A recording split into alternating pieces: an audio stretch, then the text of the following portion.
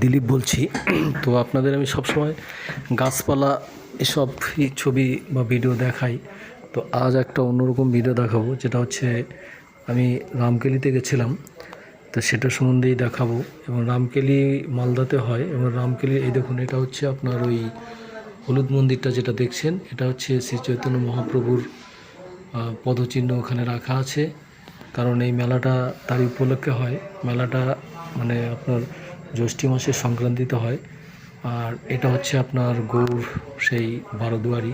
এখানে অনেক ঐতিহাসিক জিনিস আছে, যেটা হচ্ছে রাজাদের আমলের। এখানে পাল রাজারা এখানে একসময় রাজত্ব করতেন।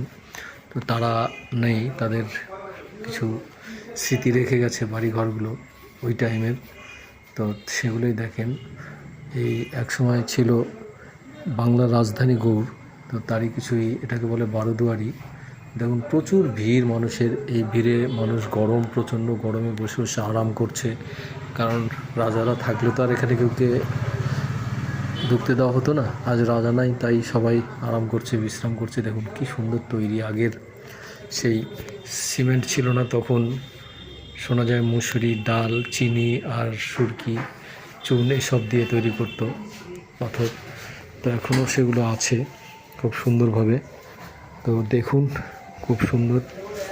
আর আমার ভিডিওটা যারা দেখছেন তাদের সবাইকে বলবো যে আমার ভিডিওটা দেখুন এবং ভিডিওটাকে আরও শেয়ার করুন, যাতে প্রচুর মানুষ দেখে।